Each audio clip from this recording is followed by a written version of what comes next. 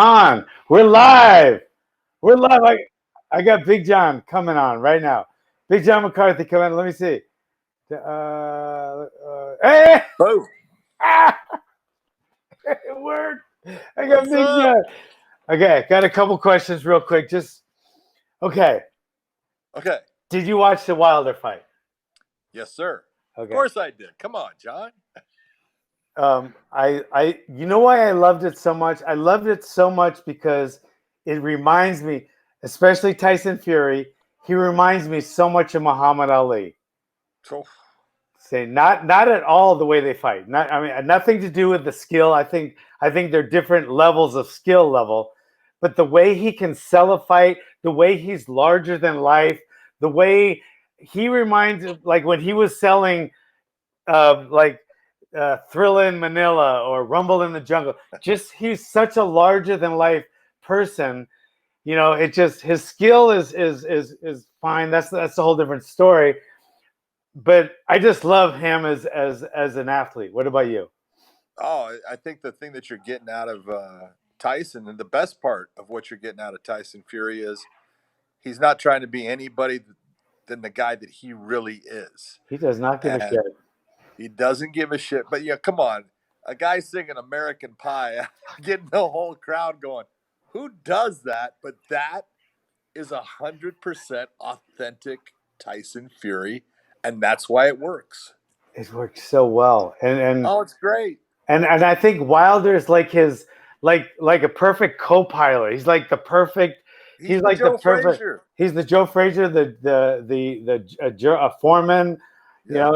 or yeah, more like Sonny Liston. But yeah, and just but okay. So one thing about who else is like that in MMA right now to me is, and I love this guy, Israel Asando. Oh, Or Adesanya, yeah. I think the way he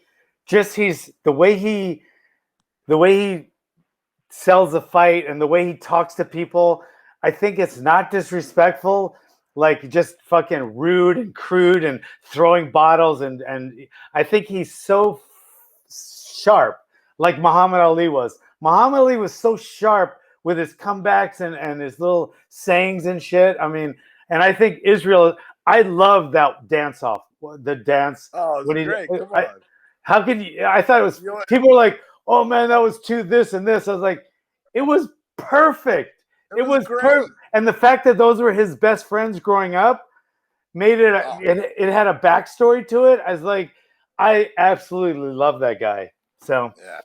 now the throwing in the towel. Okay, I'm a towel thrower in there, All right. and I have been. Got a question for that.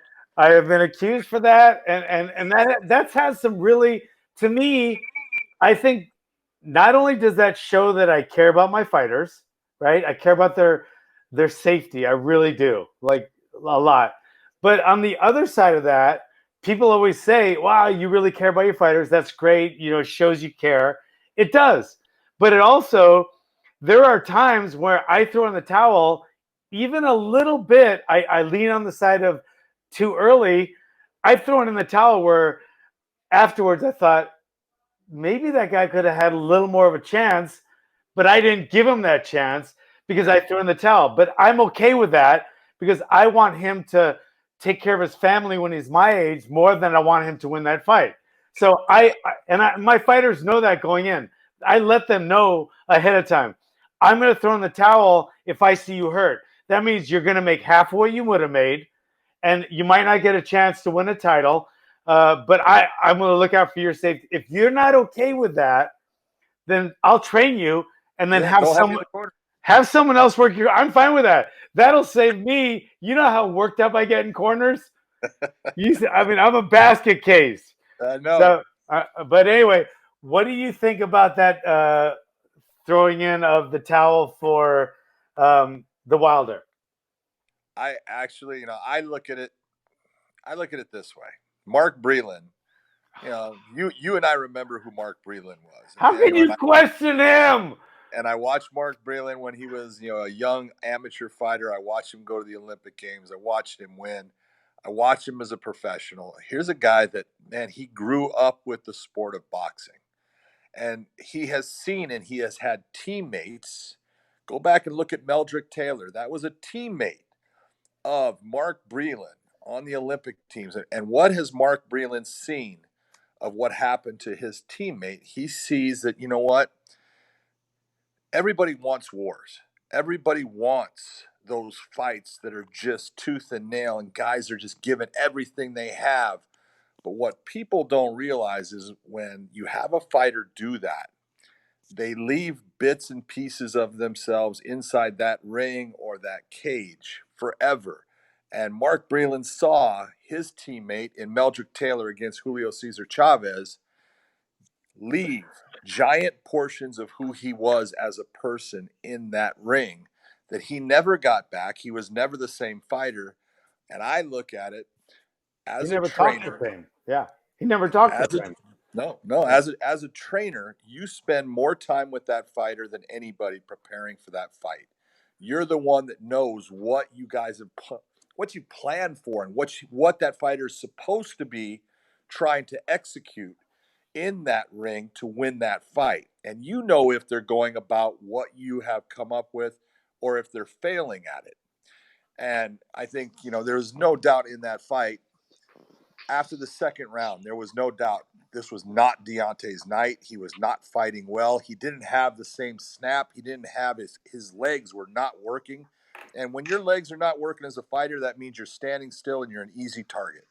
And he was an easy target for Fury. And I look at it that Mark Breland took the road that John Hackleman has taken multiple times and took care of a fighter that was not competitive in the fight, got him out of that fight without him suffering a major injury, without him suffering unnecessary damage that he might not have ever recovered from, damage that might have changed him as a fighter from that moment forward, got him out of the fight, did him a favor, and I hope that someday Deontay sees exactly what Mark Breland did for him because it was the right thing to do. Yeah, it was the right thing. I uh, using my Mark Breland's. It's like if it was any. There's so many trainers out there that don't throw in the towel, and it angers me so much. They Yep. rely on the referee. I love the referees, and some of the best referees. You're obviously the best referee ever, but a lot of people have sprung after you that are becoming. They're becoming Big Very John, good. like the Herb Dean and Mark. We got and we got Jason Herzog and Beltran and Goddard and all these guys Mark that Goddard, and yeah, even they're that doing a little great guy with a job. tattoo on the neck. Who's that little short guy with the tattoo on the neck? Keith Peterson. He's becoming He's very good. good. Yes, But they're all coming up after Big John. They're trying to fill your shoes, and they're doing a great job. But the trainer, that's the family member. You have to, if you go in the corner and your fighter says, "I'm having blurred vision," okay, well, shake it off and get back out there because they're not having the blurred vision. The fighter is. And Yep. if you take the mad attitude like we when you're after the fact you're saying we, but when it's in the cage it's just him. Yes. You know what I mean? And Yep. it's crazy to me that these guys are letting this shit go on. Mark Breland won Olympic gold, I think, in '84. He won the world welterweight, one of the toughest divisions in boxing, 147 pounds. That's right. And he won the world title. He won the gold medal, not of a little hometown, national. He won the national gold gloves like 5 times, and people are questioning his, his ability to decide when a fighter's, and that's his fighter. Well, and Crazy. that's his fighter, and you got to look and say, okay, Deontay. I always looked at and I would look at certain things in the fight, and you could look and say Deontay had been knocked down 3 times at that point. All right, so he had a 10-8 round on him, a 10-7 round. That was the 7th round. He was getting his butt kicked in that round.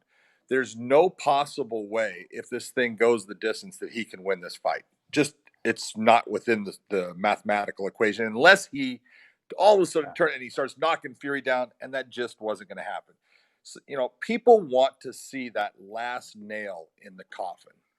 And, it should be the referee's job many times, and it is. I wouldn't let that happen, and referees won't let that happen. And I can't show you what was going to happen because I'm going to stop it before it does, because what's going to happen is not good. And many times we'll have referees that let it go to that final nail in the coffin. People go, "Oh, you should have stopped it." Oh, really? You can't be happy, you know, with saying, "Oh, this guy's early this time, this guy's late." There's going to be times when you don't understand as the fan what's going on and what the referee is seeing. But again, the one thing that I'll always go to is the trainer's the guy that knows the fighter better than anyone. And you should, you have a relationship with that fighter. And that relationship, as you say, you're a mess because you care so much. You care not only for the fighter, you care that you want them to be happy, you want them to win, you want them to feel good. It's all of these things. And so to take that moment and for you to pick up a towel and throw a towel or tell that inspector in the corner, "Stop this fight," you know what you're doing, and you're possibly, as the trainer, losing your job because you could have a fighter says, "Well, you don't believe in me, and so I can't have you in my corner, and I'm going to find someone that believes in me." So a lot of trainers won't do it. They won't put that in their bag. They'll leave that to the referee and hope that the referee does something to stop that fight and get them out, so they didn't have to do it. But I always look and say it's the trainers that care the most, and it's the best trainers that are willing to say, "That's it. I'm not going to let you go back." Look at what happened with Buddy McGirt. Look at Yeah. what happened in his fight when he had Maxim. Yeah. And Max, he would have, same thing that Deontay Wilder saying, "I would have gone out on my shield." You did go out on your shield. It just wasn't your night. It's okay. And you don't want to go out on your shield all the way like what happened to Max, even though Buddy stopped the fight. Yeah. You can't get that back. You can't. And I've gone so far as stopping the fight before the fight. Like I've had fighters that got dropped in training and I know they're concussed, I'll call and cancel the fight. And Yeah. I've been in major, Dana and some of the other Doesn't matter. the promoters have been furious with me. Like, Oh, yeah. well, come on, he can still fight. It's like he got dropped. That is the number one way that people have chronic and acute brain injuries, is because it's a second time. Yep. So usually it's, if you trace back most of the fighters that have been killed in the ring, they were dropped at least one time hard in their training camp, and it's Absolutely. like it's so I don't that's terrible that it happened to Buddy McGirt's guy, and he stopped it, and yeah. So I think it's.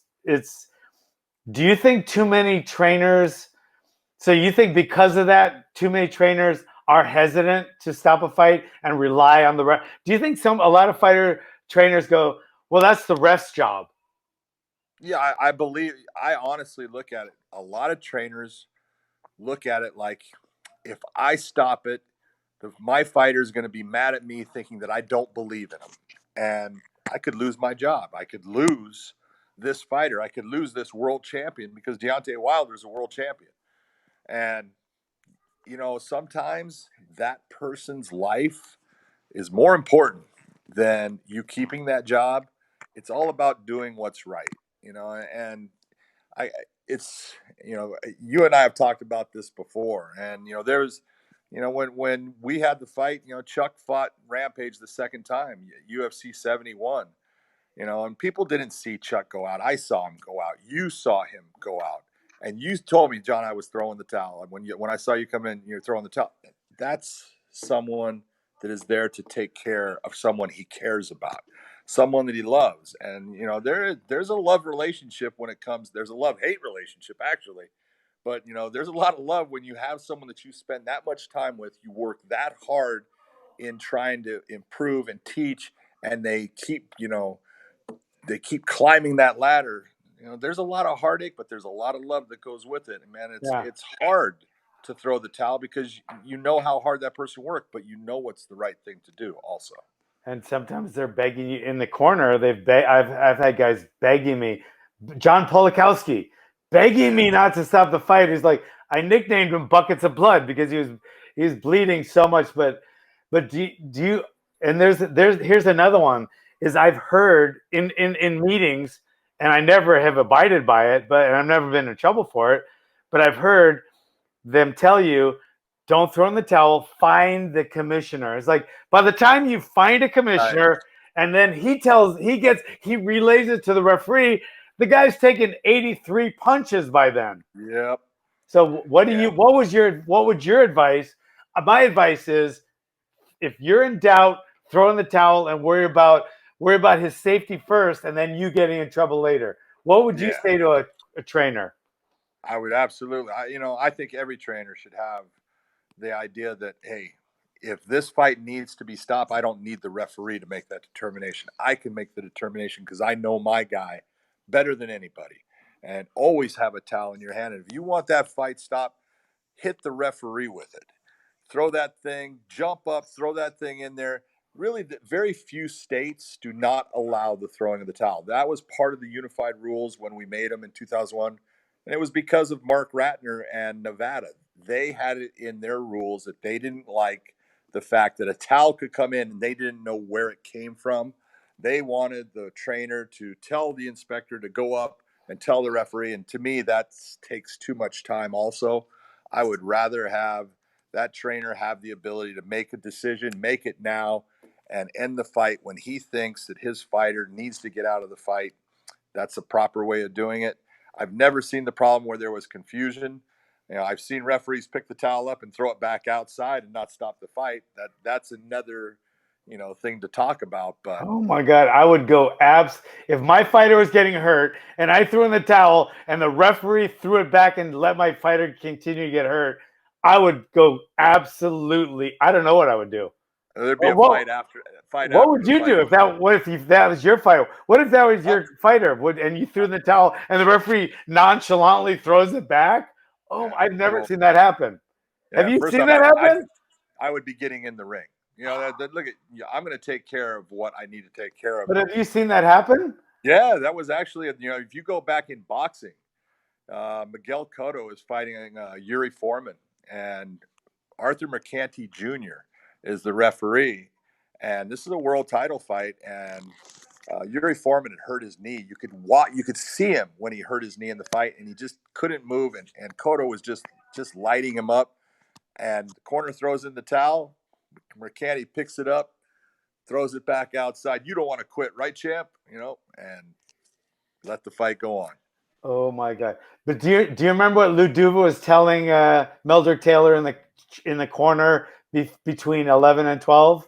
Oh yeah. What was he saying? He's like he was saying something like, "You're losing. You got to go in there and slug or something." You got to go in there and you got to knock him out. You got to go slug with him. And he was ahead like 10 out of 11 of the rounds. Yeah. And then he went out trying to slug and he never talked the same after that. He was never the same person. Yeah. John, how many fighters, how many guys have you known that have fought, how many guys do I know that have fought? They're just not the same. You see the guy. And this is what people don't realize is when it's someone it affects you differently. When it's someone that you have to deal with, through time, and you knew what that person was like, and now you see them as a completely different person, that's a hard thing to live with. Yeah, it is.